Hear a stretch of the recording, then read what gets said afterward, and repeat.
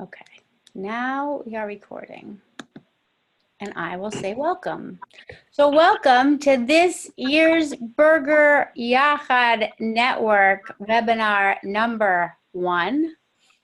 This one focuses on welcoming and greeting. And so once we get started, I will ask each of you to introduce yourself to the group and share your name and your congregation and the role that you have in that congregation. And I'm sure that a couple people will be joining us as we do that. During the webinar, I do welcome you to ask questions, interrupt me. It should be a conversation, not a frontal presentation. And as I said before, this webinar is recorded for those of us who cannot be here right now. They will be able to access it later, and you'll be able to share it with people on your Berger team as well. So thanks for being here. Let's see who's here. Let's see. So Lori, do you want to start? Hi, I'm Lori Green. I'm the Education Director at Temple Shalom in Broomall. And are you joined by anybody else in your congregation? I am Susan Friedman, who is one of the co-chairs of our Education Committee, is here on. Great. Yes, hi everybody. Thanks, Susan. Hi. Here. All right, next we'll move on to Or Hadash. Eileen, do you want to say hi? Hi, I'm Eileen Cooper-Smith. I teach Gan Aleph at Or Hadash. Also a member there, and this is my 3rd year, I think, in the Berger Network. Our 3rd year, right. Since its inception, but it might be your 3rd year. Right. Yeah. All right. So I know you're joined by Jillian. Jillian, you want to introduce yourself? Yeah, hi. I'm Jillian Smansky. I'm the Congregational Parent Ambassador for Or Hadash. Great. Moving on, we have Leo. Hello, I'm Leo Furman. I'm the Education Director at Beth Am Israel. And unfortunately, Letty could not join us right now. He is our Parent Ambassador. All right. And we're going to talk about congregational parent ambassadors as part of this conversation. Who else is on the phone? Or Stacy Salzman from Beth Shalom Congregation. Great. And your role, Stace? So I kind of assist Elisa Minlin and the rabbis with the Berger Yac Network. Yeah, but what's your role in the congregation? Just so everybody knows who's at the table. I work at the Center for Spiritual Well-Being as an account coordinator. Great. Thank you. All right. Who else am I missing? Hi, I'm Debbie Sasso, and I'm also a member of Beth Am Israel. I'm the chair of the Education Committee and executive board member. Hi, Debbie. Hi, Leo. Hi, Debbie. Hi. So it's nice to see you. Yeah, good to see you. And Marcy's here, I think. All right. I don't know if we can hear Marcy, but Marcy is here. She's the preschool director at BTBJ in Erdenheim. And it looks like we're joined by Alyssa. Alyssa, you want to say hi? Hi.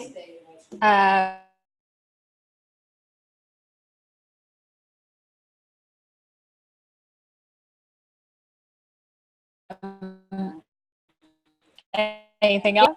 And I'll be working with young families as part of my role, and I'm a rabbi. Fabulous. All right. Well, I think that's everybody for now. Feel free to interrupt me if that's not the case. And here is our agenda for the next hour. We've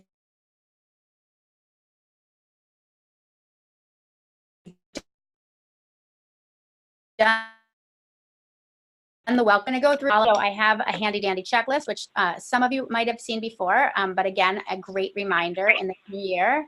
We're going to talk about what we can learn from Jacob Philly and our experiences with PJ Library families all over Greater Philadelphia, and specifically how to partner, because part of being part of this Berger Yac network allows you to offer programs on our behalf and have us help you market them to PJ Library families in your own neighborhoods. We'll go over some talk lists and reminders about the network and when our next webinars are. And of course, we'll have time for questions and answers and sharing. Any questions before we start? Nope. Okay, for those of you new to the network, the Harold and Renee Berger Synagogue Network for Young Families was established in 2008 by Judge Berger, and he was really interested in supporting congregations and communities who are interested in developing and implementing significant systemic approaches to attracting and engaging Jewish families and young children. Or as I like to say, families raising Jewish children to the community and to Jewish life. And so the network has seen a variety of iterations since 2008. I speak from the inside. I was the educational director at Or Hadash in 2008 when we were in the baby new first cohort. So I was on the inside, and now I'm on the outside watching what all of you are doing to engage families.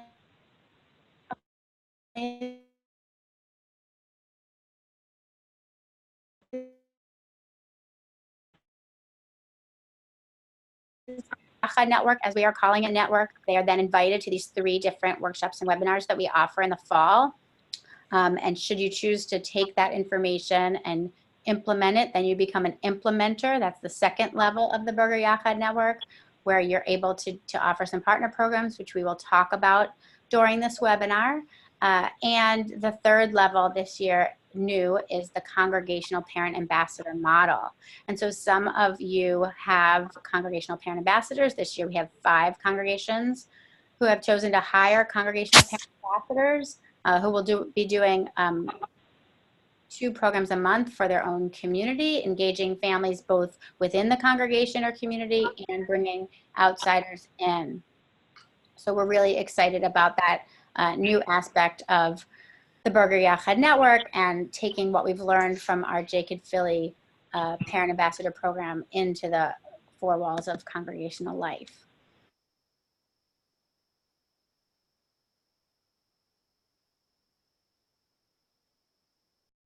So text, this piece of text says, a Talmid Hacham, a Torah scholar, is not allowed to live in a city that doesn't have these 10 things: a Beit Din, a law court, metes out punishments, a tzedakah fund that is collected by 2 people and distributed by 3, a synagogue, a bathhouse, a bathroom, a doctor, a craftsperson, a bloodletter, some versions add a butcher, and a teacher of children. So take a moment, think about what that piece of text means to you.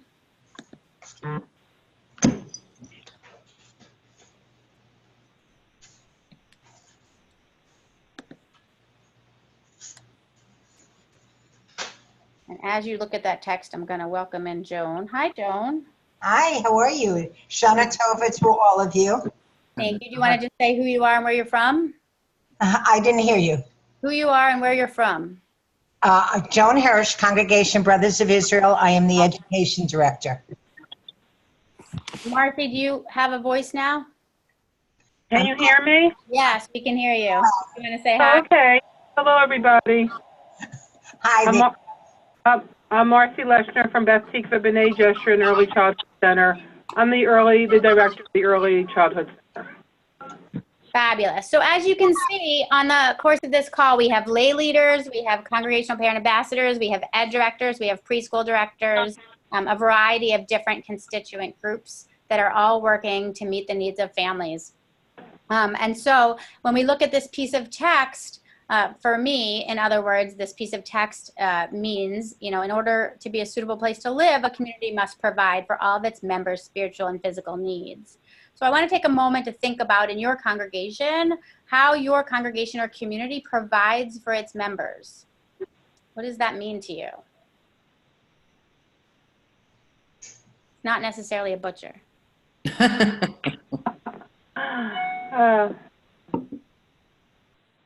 it has to be a group consensus also. You have to make sure you're looking out for the needs of other members of your community who may not have the same needs as you do. Yeah, it's important to have everybody's voice at the table, right? All the different constituent groups in your community. What you think you might need isn't necessarily what somebody else might need. I mean, I think Or Hadash has a variety of services, has a variety of programs, just a lot of ways that individuals and families to get involved.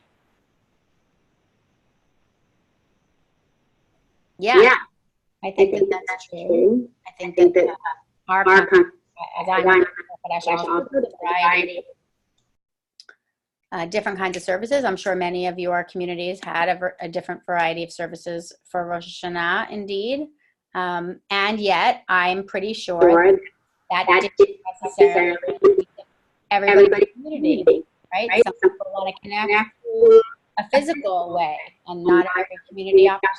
So I wonder how to go providing for all members.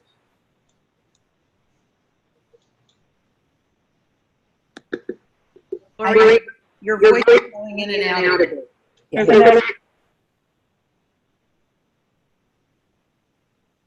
So it's hard to hear.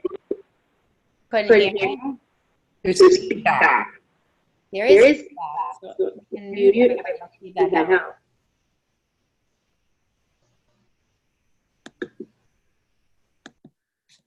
Let me try to do that. Mute. So everybody can mute yourselves. Is that better? I think that's better. I don't hear an echo anymore. So I invite you as we move forward through our time today, it seems that muting helps the situation, but it doesn't help conversing. So if you have something you want to say, please feel free to unmute yourself. You also can use the chat box. So there's a little chat function. If you need to chat, you can feel free to do that as well. But I really want to go back to this limud, right? So how do we know if our congregation is providing for its members? Sometimes when there's a transition in a congregational community, there is an opportunity to meet in small groups or do some parlor meetings and really do a listening campaign to hear from its members. And if you ask really good questions, you might get really good answers. But when it's not transition time, when you want to make sure that you're providing for all of your members' needs, how might you do that? What are other ways in which you can get that information?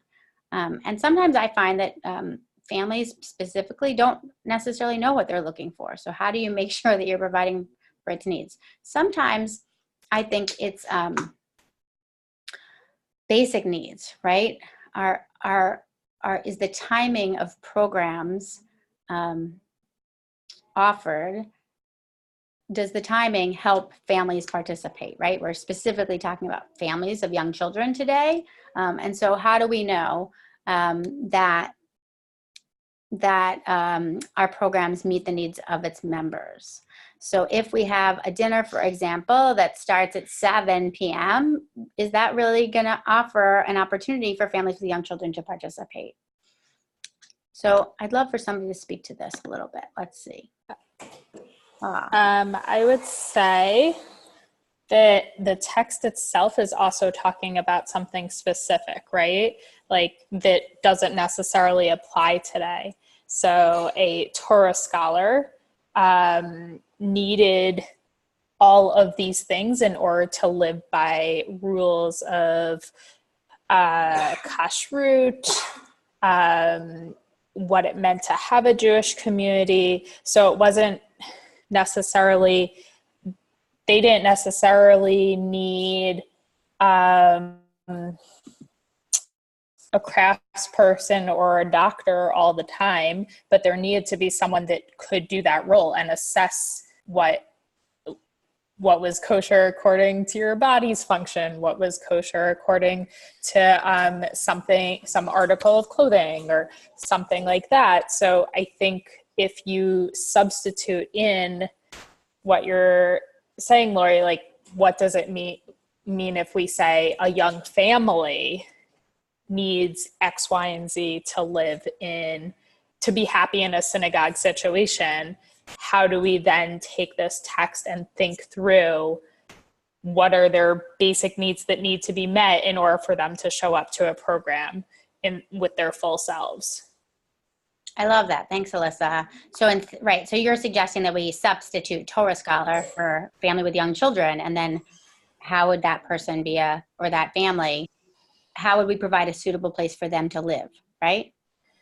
Yeah, because I think, nowadays, if you're looking at modern liberal Judaism, not everyone keeps kosher. Maybe the butcher piece doesn't apply, but the timing does, the geography does, because our communities are a little bit more spread out. And then I think some of the other pieces are synagogue.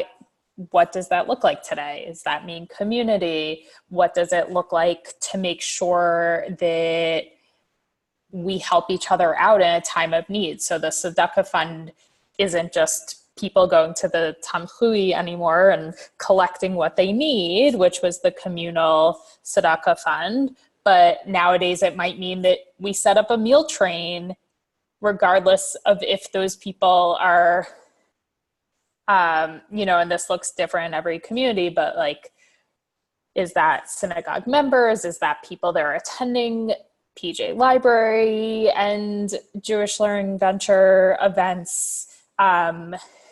When we hear from someone, is that first step mean we've heard that someone, their family is having surgery and they need this, with the hopes that hopefully they will be joining our community at a later point. Yeah, so I think it would be an interesting exercise for a congregation, even for a Berger team within your congregational community, to take this piece of text and really think through, for families with young children, what is it that they really need, right? And so one of the things that Alyssa reminded me of when she was talking about kashrut is we might not need the butcher and the doctor to see about the kashrut, but we might need to ensure that the family who has a child with a food allergy or gluten-free or vegan options are all available, so that we're really being inclusive of the whole, right? And so I appreciate all of you chatting here. I want to just highlight some of the things that we're seeing in the chat. So sometimes you can get information from people through surveys. It definitely takes a village to figure it out, right? So we need to be the community. Lori Green is saying, additionally, those of us who serve this population need to be their own community working together to meet the needs. There's no one person that can do it alone. And that's why with the Berger Yac Network, we encourage you to create a team of people in the congregation, right? So it's some professionals, some educators, some lay leaders, some parents, all talking together to make sure that everybody's voice is heard. You might not remember that there's a gluten-free person in your community until there's somebody that's like, I'm gluten-free. We might have to consider this when we're having a pizza party, because it's not very inclusive to have a pizza party without an option for somebody who's gluten-free. So let's see. Deborah's saying, I find it challenging that my family's schedule with young children is opposite from members without young children, right? That's right. So, her kids are getting ready for bed when most families are getting kids home from activities or parents home from work. And so really thinking through who are the people in our neighborhood, to take Mr. Rogers, and what are their needs, to really think through what are their needs. Marcy's on the phone. I talked about it in a conversation at BTBJ where they were talking about a Pizza in the Hut program that's always been at 7. And the parent who was in this meeting said, well, my kids are in bed at 7. So that's not meeting. And the congregation really hadn't thought about offering a pizza party at 5 for families with young children that might lead into a different pizza party for the rest of the congregation. And maybe it overlaps so that the school and the shul, or the families and the people without young children, can connect together and celebrate together. So I think I'm going to move on because I want to be mindful of time, but I do appreciate all this conversation.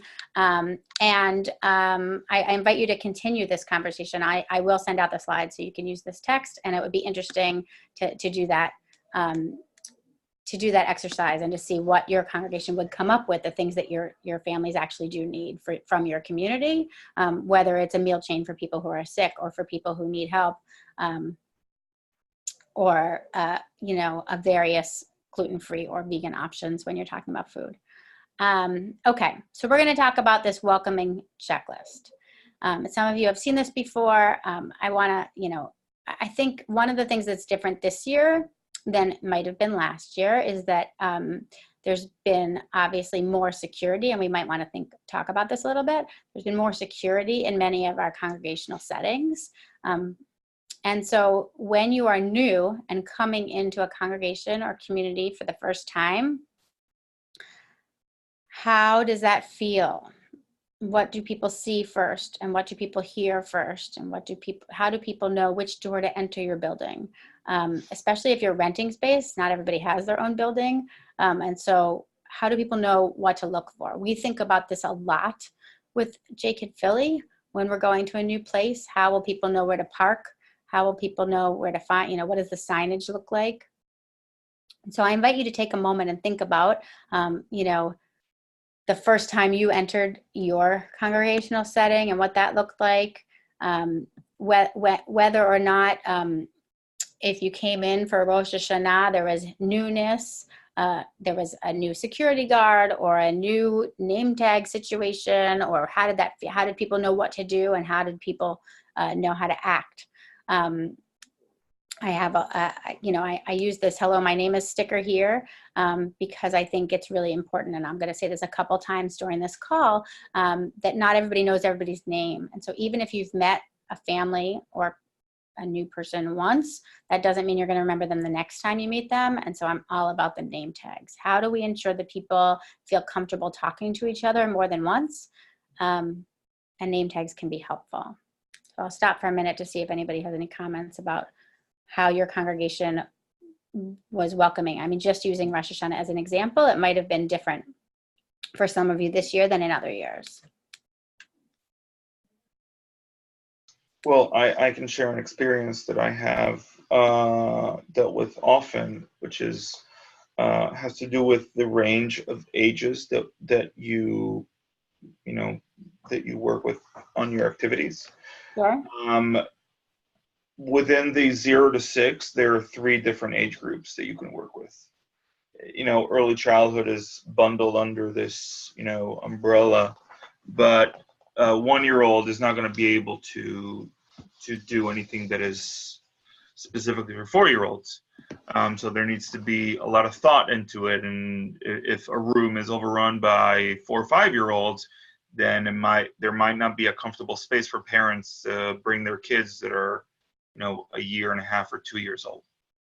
Yeah, that's really helpful, right? So you might have planned to have a room full of, 1 to 5-year-olds. And if it's more 4 and 5-year-olds than it is 1 to 3-year-olds, what does that feel like for the babies or for the parents of those babies?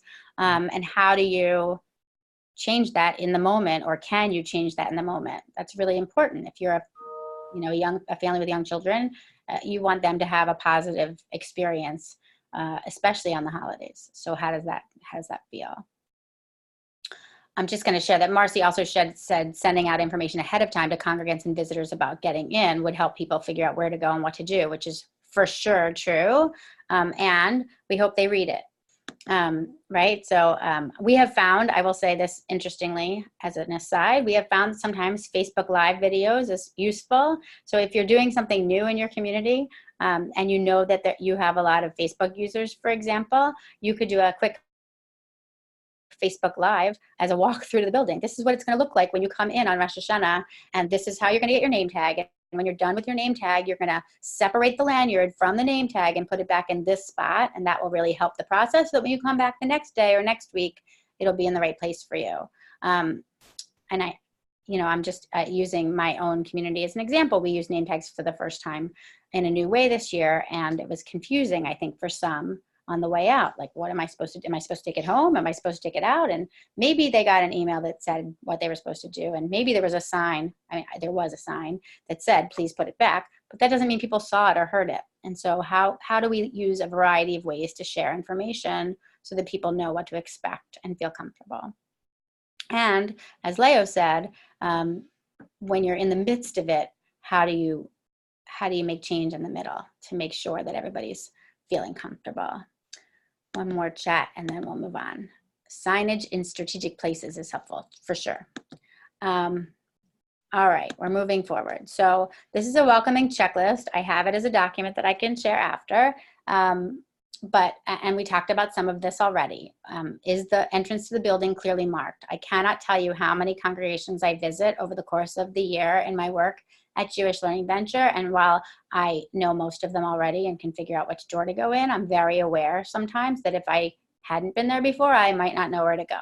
And so talking with your congregational community to figure out what the best ways to mark entrances, and once they get in, actually, do they know where to go, right? Is there a welcome to our congregation sign? Do you know how to find the staff members? In some congregations you come in, there's, security and you have to check in and they can tell you where to go. But are the people that are in that space, in that front space, trained to greet people in a way that is kind and considerate? Or are they just like, what do you mean you don't know where Leo's office is? It's over there. How come you don't know? And I'm not picking on Beth Israel. I've never had that experience there. But anyway, asking those questions to yourself. Is it easy to find people? Is somebody greeting them at the door? Is their contact information posted? Our service time is posted. Our office hours posted. If somebody comes to visit on Shabbat, will they know when it's available? When it's easy to access during the week? Is congregation information readily available? Are the rooms clearly marked? How do people know where to go? And then the other thing that's here is thinking about whether or not other parts of your congregational community, sometimes that means virtual, are user-friendly. So can you find congregational documents? I'll give my own example. It's time for me to renew my dues to the synagogue. They sent me the forms in the mail and I cannot find them for the life of me. So I'm going to go to the website and try to access the forms. And when I go to the website to access the forms, there is clearly a form for new members, but there is not a clear renewal. So really looking through, and when you change your documents to reflect gender awareness or family structure, do you remember to re-put it up on the website, or is old stuff there? I can tell you a lot of times I go to websites that have outdated information on them, and that doesn't feel very like I want to go there, right? If things are up from 2017 and it's 2019, that's something to consider. And while I know that most of you aren't necessarily the web designers of your websites, and I haven't looked at each of yours recently, I do invite you to look at yours and see what it looks like. The picture of Temple Beth Shalom here on this slide is pretty inviting. You know where to go. You can see that you can click on the calendar. The people look happy. There's a little bit of diversity, not too much. So depending on what you're looking for as far as images, you can consider what images you want so that people can find themselves in your story. But really, what does your website look like when you first click on it? How welcoming is it? Does it say donate here really loudly? Because that's not necessarily a turn on for some people. I find that a lot. The donate button is louder than anything else. What does it look like when you drive into your congregational setting? What does it feel like to walk in? If you're in a different setting for Rosh Hashanah or Yom Kippur, if your congregation is in a different space, how do people know where to get there? Do they know where to park? Is there a greeter in the parking lot? Those kinds of things. What are the membership policies? Can you find the committee structure or culture on the website? Those kinds of things. Questions about any of that?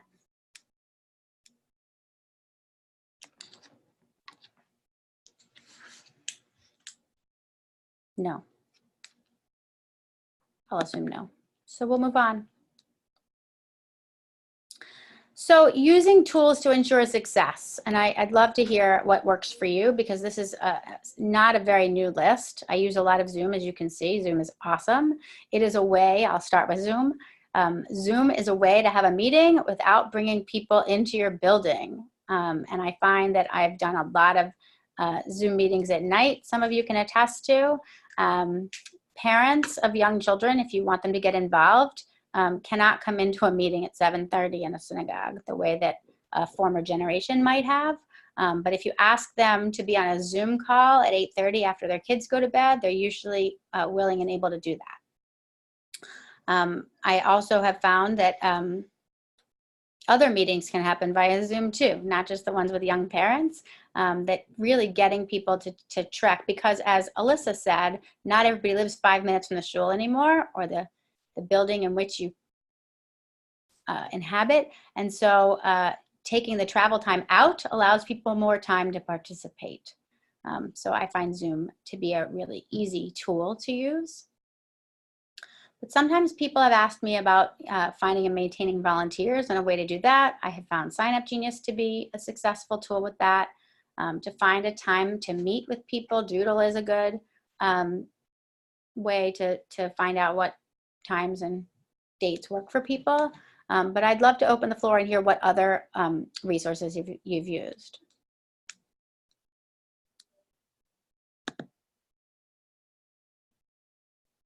Nobody has other resources to use? Those are the best ones still? Evites. Evites? You find Evites a good way to tell us more? So Evites specifically create a sense that someone is invited directly to an event, tends to be linked directly to their calendar, which makes sure that it is solidified on their calendar. And it's not just like a program that is in the ether that's just like there's a flyer running around. You know, you're specifically targeting someone, letting them know the information for them, requesting them to RSVP for you. So it's good at creating at least some form of minimum RSVPs. And then, you know, it's just kind of creates a different vibe. Sure. And it reminds people automatically, so you don't remember to send a reminder as well. Depending on what you need, does the registration through Evite allow you to download a spreadsheet the same way that other things do? I'm not sure that I've ever used that option, but it does offer you different metrics to see who registered, attending, not attending, who opened it, who did not open it yet, which is very useful. For sure. Because you know you might need a targeted email, you might, you know, that kind of stuff. For sure. Anybody else have another one to add other than Evite? We use it, Beth Shalom. We use a lot of Facebook invites.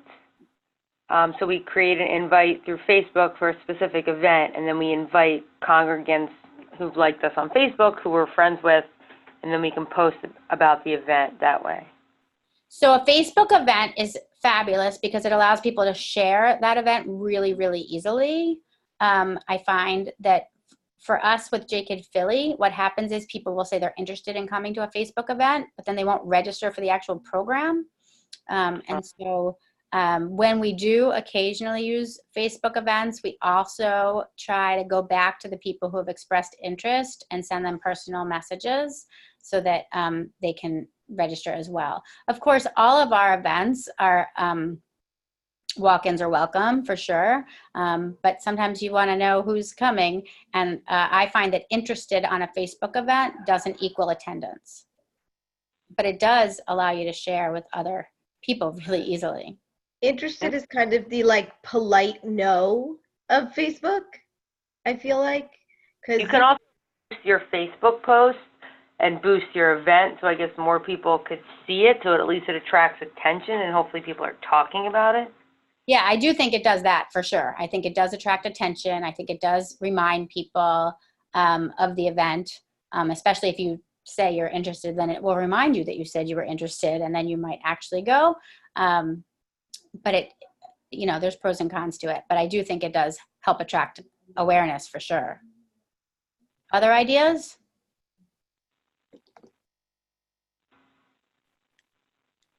All right, we'll move on. So I talk a lot about how it's not about the program, it's about the engagement. Congregations like yours do a lot of programs that are phenomenal and people come. But that doesn't mean that we engage with those people. Like they might have come to a program and then, so what, then what? So our third webinar in November is about, so what happens when they come to a program? It's called So What, Now What, or something like that. So I'm going to do a case study here. I'm going to talk a little bit about the programs we ran this summer with JKid Philly and see what we can learn from that experience.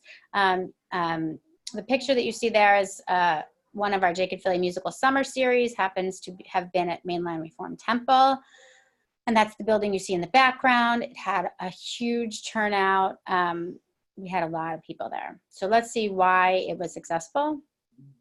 So marketing and publicity. So first of all, and I sometimes sound repetitive, we market in multiple ways, multiple times, right? So with Jake and Philly, one of the things that was successful this summer about our musical summer series was the word series. So we did the same program 7 weeks in a row in multiple places across the city, which is not replicable for you guys necessarily, right? You're going to be in the same place probably. But the idea of a series that people know what to expect helps them mark their calendar.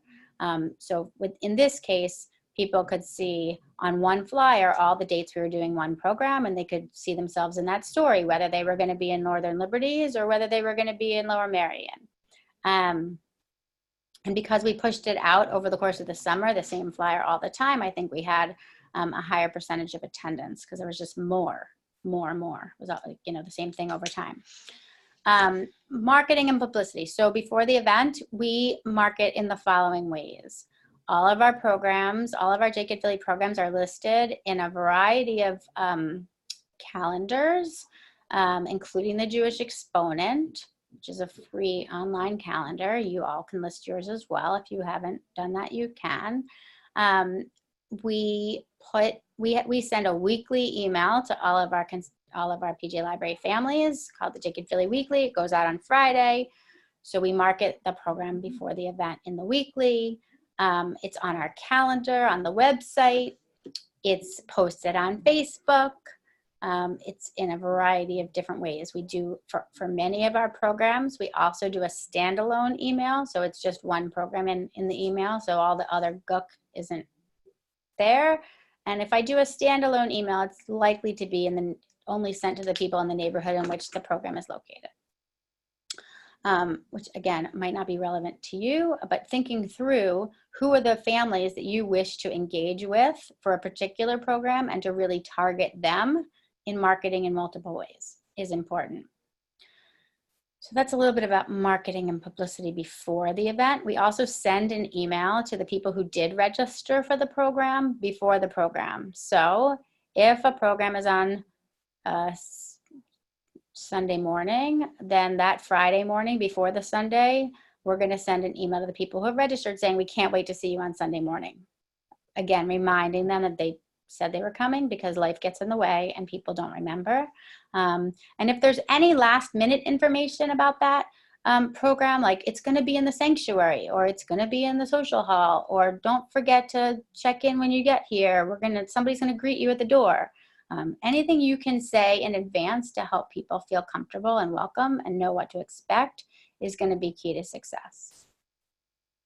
During the event, whatever event it is, and using Jake and Philly Musical Summer Season as an example, we welcomed people, the Jake and Philly program specialist at the program, as well as what I didn't say is we had Chana Rothman and friends as part of this musical summer series. So we always had Chana, and sometimes we had one of her friends.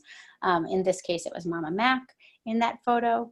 And so we welcomed them on behalf of all the people in charge, right? So at your programs, you also want to welcome people and let them know who the people are in the program that they want to know, right? Again, it goes back to name tags. So there may be, Leo at Beth Am Israel might be doing, Letty, the Congregational Parent Ambassador, might be doing a program.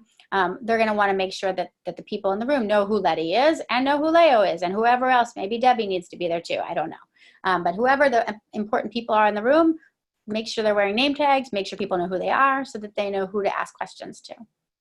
And you're also, during the event, going to remind them of what's happening next. So if you're a family of a 5-year-old, you might also want to know that next week we're offering a sukkah decorating party for 5 to 7-year-olds and their parents and their families.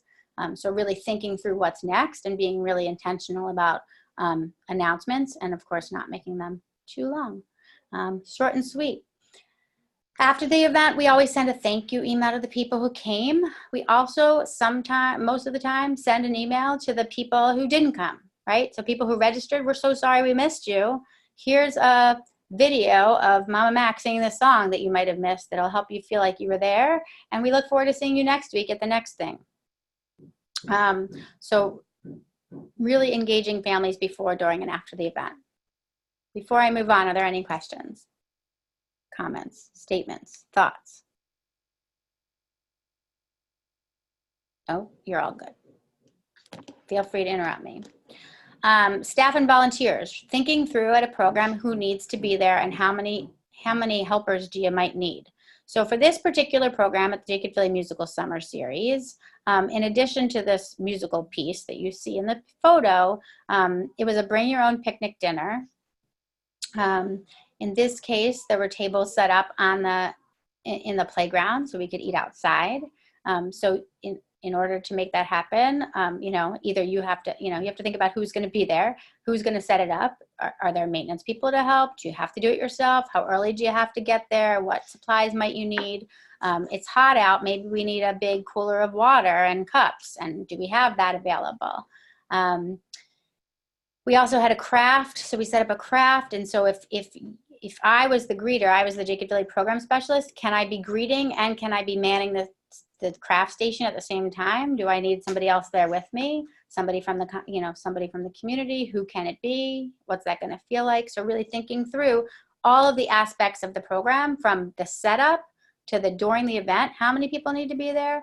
And then, you know, after the event, who needs to help clean up and who's going to send out the emails and things like that. So how do we engage staff and volunteers? And as I said before, make sure that people know who they are so that in case they have questions and want to connect later, they know who they are.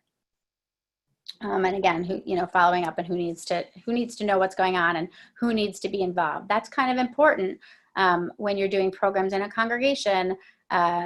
Does the office people know, do the office people know? Do the maintenance people know? Do the religious school people know? Do the preschool people know? Who needs to know? And how do we work together to ensure success? Questions? So what can we learn from Jacob Philly using this model? Really thinking through who the families are you wish to engage. One of the things that we've done this year with the congregations that are hiring congregational parent ambassadors is really thinking through with each congregation, who are the families they really want to focus on this year. For a congregation that has no preschool, you might be really interested in engaging families with 2 to 5-year-olds. For a congregation that has a preschool, maybe it's really bridging the gap between the 5-year-olds and the 8-year-olds, bridging the gap between the preschool and the religious school. And still for some congregations like Beth Shalom, they're really focused on the school-age families. They really feel like that's an age where families are sometimes dropping off and they're not connected to community. And so we're really going to focus on school-age families. So really honing in on the needs of your community and who they are and what their needs are. How connected or engaged does that population feel to your community? And please don't assume you know. Ask. Feel free to ask. Ask in the parking lot. What do you wish would happen on Sukkot for your family? Do you wish there was an opportunity for your family just to come one night to the sukkah on their own, and use the sukkah space? Do you feel like you want to be with community? Does the programs that your congregation or community are offering meet the needs as we talked about before with timing? What are those families looking for? And how do we find out? And how can you meet families where they are? Sometimes congregations assume that families are interested. If you have a Sunday school, for example, families are interested in being in the building on Sundays. And what I've heard from many families is, actually, that's the time I need to do grocery shopping, or that's the time I'm going to yoga class. I'm not coming into the 4 walls of the building while my kid is at Sunday school. And so how do you meet the families where they are? Can you provide a yoga class in the synagogue to meet the needs, to get them in, to get them connected, really thinking it through? I also bring your attention to the photos in this picture. Do your images speak to the families you wish to engage? Do people see themselves in your story? Are there opportunities for intergenerational programming for people to bring their extended families? Are there photos and images and inclusivity for same gender families, for 1-parent families, for 2-parent families, for interfaith families? Thinking through what images and text wording is going out there, using language that everybody can understand. How do you build relationships before, during, and after a program? So who's at the table when planning an event? We talked about that a little bit. Do you need to have somebody at a registration table? What are they saying? How are they greeting? What's going on a name tag? Thinking through who your intended audience is. We've talked about timing before and what images and how much information is needed. So that's included. What's included there with how much information is needed is if you're doing a program that involves food, you might want to ask on a registration form, are there any dietary restrictions or allergies that we should be aware of? Because if you don't ask the question, you don't know the answer, and then you could have a program where somebody really feels not included because there's no food for them, right? So if you're doing an edible sukkah program, and somebody's allergic to gluten or needs to be gluten-free, how do you provide for that so that they feel welcomed and included? What else can we learn? Is there a cost? Is there a difference in cost for members and non-members? That's a big one. Be our guest is different than there's no cost to prospective members. So really, again, thinking through the wording you're using on anything you're putting out there and how inclusive is it. At the event, have greeters, have people that are there just to connect people to others. I talked a little bit before about providing name tags. I think they're crucial to success and to introduce people. So I have found, I have heard from multiple families in the work that I do. I went to a program at a synagogue. I met people. It was nice. When I came back a second time, nobody talked to me. So just because you met somebody the first time in a program, you have to continue that conversation, right? You have to go back out to them to ensure that anybody coming into a program in your setting is going to have a positive experience. And so if they met somebody last week, they still have to meet new people this week. Otherwise, they feel like nobody wants to be my friend, right? Nobody's here for me. Post-event evaluation. So you ask people what they thought, ask people for feedback, follow up with them. Again, share information about the next event, things that we try to do all the time with Jacob Billy. All right, so now we're up to tachlis and reminders. So I'm going to stop for a minute and see if you have any questions or comments about all that welcoming information. Thoughts, comments, questions? Things you didn't think about before, things you already know, things you do well in your congregation that you want to share with others?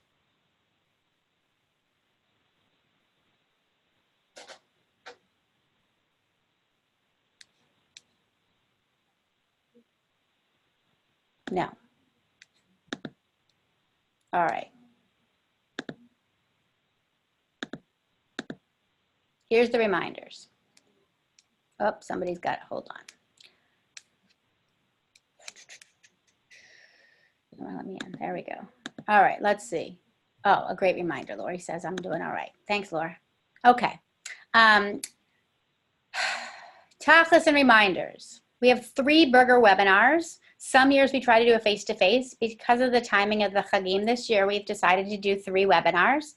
Today is the first one, and as you know, it's being recorded for anyone in your teams and other congregations who could not participate today.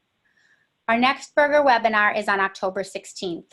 It will again be at noon. It will again be recorded, and it will be about successes and challenges. So we will have, hopefully have some of you and some Berger representatives speak to things that have worked successfully so we can learn from and with each other and not just from me. Our last Berger webinar of this series is on November 12th, again at noon, and that one is So What, Now What? So once you've done a program, what happens next? And we'll talk a little bit in more detail about that.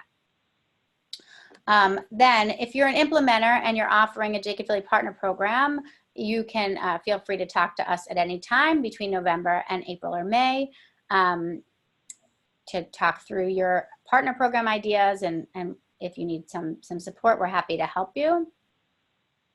In late April, at the end of this cohort, we will kind of talk to each congregation individually and hear what you've done and do a little bit of reflection with you, because we find that that's useful as you move from one year to the next. And we'll put all your successes in our program bank in May. So that's the reminders of those dates. Why partner programs? We have to talk about the partner programs a little bit. What we find with our partner programs is that using the Jacob Philly brand helps families in the field, PJ Library families, feel comfortable coming into the four walls of your congregation. So sometimes just the label Jacob Philly helps bring people in. Some of you have had Jacob Philly programs in your buildings before, and you can speak to the fact that people do show up. Trust is really important. We built our brand for many years before we started partnering to offer low barrier, easily accessible programs to families raising Jewish children. And we find that Jacob Philly Partner Programs helps you reach new families through our marketing support, which we'll talk about now. All right, so how do you offer a Jacob Philly Partner Program? So first, no congregation can offer a program on our behalf without participating in these workshops. So you're already doing a good job by being on the call. So what happens is if you're offering a program free and open to the public that you want us to market on our Jacob Philly Weekly email, you're going to fill out a form. And in a minute, I will try to link and see if it works so you can see what the form looks like. The form has to be with us as close to 6 weeks before the event as possible so that we can make sure it gets onto our calendar and gets into our email blast. And in order for us to do that, we create the registration link for you to use. And then we'll share the attendance data with you, and you can use it to market to those people and to connect with them on an ongoing basis. We ask you that you use the Jacob Philly logo so that people see it and feel comfortable and understand that it's a branded program through Jacob Philly. Also, if you're going to blast it on social media, you can tag Jacob Philly. Now, here's the part for those of you that are doing congregational parent ambassadors. Jacob Philly partner programs may also be a collaboration with a Jacob Philly parent ambassador or a congregational parent ambassador. They're not mutually exclusive, which gets a little complicated. So if you are in a location where we have a Jacob Philly parent ambassador, where we now have 7 Jacob Philly parent ambassadors, I'm going to tell you where they are so that you know who to connect with. Our Jacob Philly parent ambassador in Center City is named Anna Tach. And I could send you all their contact information after this call. So Center City, Anna Atach. We have a Jacob Philly parent ambassador, Cindy Saltzman in Lower Merion. We have Donna Palmieri in the Plymouth Meeting area, John Haas in Doylestown, Barry Jacobson in Lower Bucks County. We have Stephanie, who's in Delaware County. And new this week, we have a new Jacob Philly parent ambassador in Chester County, and her name is Rachel. Robin. Her name is Robin, just like all the people in our office named Robin. So sometimes some of you have done programs with our Jacob Philly parent ambassadors. And now, as I mentioned, we have 5 congregations who are employing congregational parent ambassadors. So we encourage you to offer programs in all of those ways to get more programs to more families just like yours. And so maybe you have questions about any of that.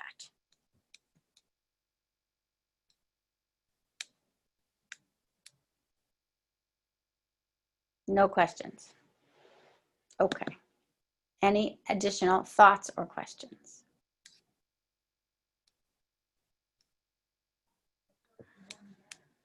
Okay.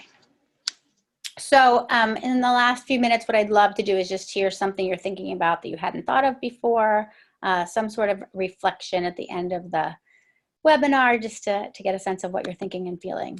And there's my contact information, which you all already have. But I'll see what I can do here. Let's see. All right. So I'm not gonna call on you, but I do want everybody to participate. So can somebody tell me something they are taking with them from this call?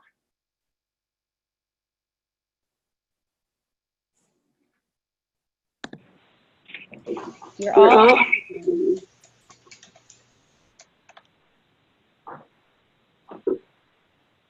I guess. Let's see.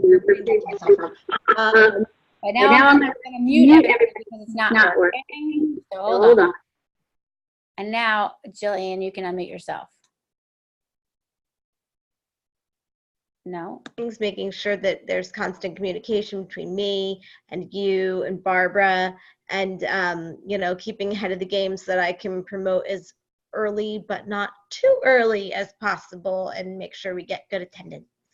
Awesome. Yes. Communication is key, and getting information out in multiple ways, not too early, as I agree with you. In fact, one of the things I didn't say that I will share with you in case you're not on our Jacob Philly Weekly email is that the way that we've designed our Jacob Philly Weekly email currently is it says this weekend, this week, and next weekend, and we don't and then underneath it, if you want more information about future events, you can click through to that information. But we really only give you 2 weeks at a time in the part that you see, and that's because, as Jillian was alluding to, some families aren't ready to think about November yet, even though we might be. All right. Anybody else want to share? I'd love to hear from all of you. I'll unmute one at a time. How about that? Deborah, you have anything to say?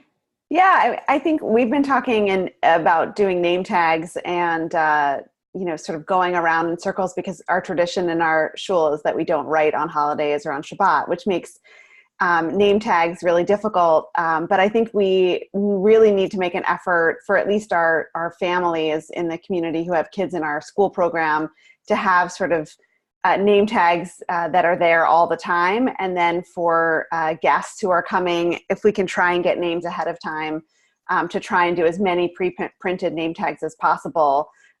We know we have to do it. We just haven't made the effort because it's a cultural sort of thing to get everyone to buy in, but I really do think it's worth the effort. And so I think we really need to take the plunge and try and figure out a system that works for our community, with respect to, sort of our traditions, but also respecting new members and visitors who want to come and get to know people. So I think we need to do it. I appreciate that. I really do. I know it's a lot of work and it's a lot to think about, especially if you have a congregation who does a lot on Shabbat and that you can't write on Shabbat. That does complicate it for sure. Yeah. But I it want to doesn't. piggyback on that. I think on top of that, I think maybe it's better. Maybe it's wise for me to carry around a name tag for me all the time. Just because why not? Yeah.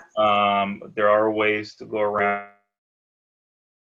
Name tag is like if you have a little name tag, create your plate and take a big name tag on your shirt. Also, I've experienced the general. Can you hear me well? I'm hearing myself double.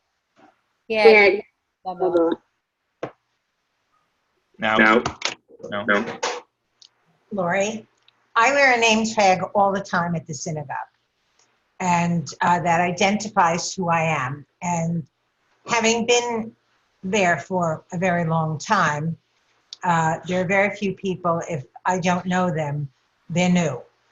And I do station myself in the lobby for most programs and become very friendly and immediately take a parent who has a child about their age, introduce them. And those parents know that if I'm introducing them, they're going to make them comfortable. And they become buddies immediately. And that's kind of like an unspoken method that we use. And usually, I mean, it's ironic because even the ushers at services come up and say, who is that? And do we know them? And as I said, my 38th year at the same congregation, I know most of the families.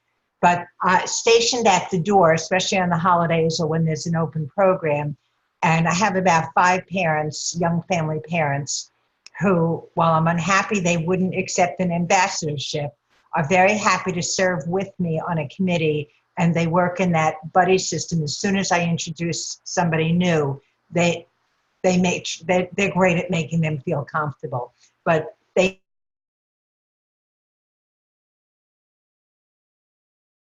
know if That's great. Thank you. I think I'm gonna mute, or if you can mute yourself so we can hear just for a second. We're gonna close the conversation, I think, but But I appreciate that. I think that when you have been in a congregational community for a long time, you do know who the people are. And you know, I know that in my own community, people are always like, Lori, who's that person over there? And, you know, who know who all the people are and create opportunities for everybody to be that person, and to really feel what Joan was describing, right? Where everybody wants, you know, it's unspoken that if I introduce you to somebody that you're going to be warm and welcoming. That's not true in every congregation. So how do we help our congregants understand that's their role as well? And sometimes I think name tags, as Debbie was saying, might be helpful because not everybody remembers everybody's name. Like not everybody's good at the names.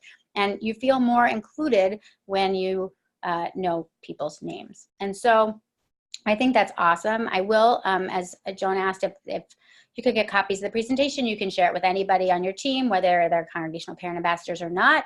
I really appreciate everybody being on. And if you have questions, you'll be sure to be in touch. Thank you, everybody. Thanks. Goodbye. Bye-bye.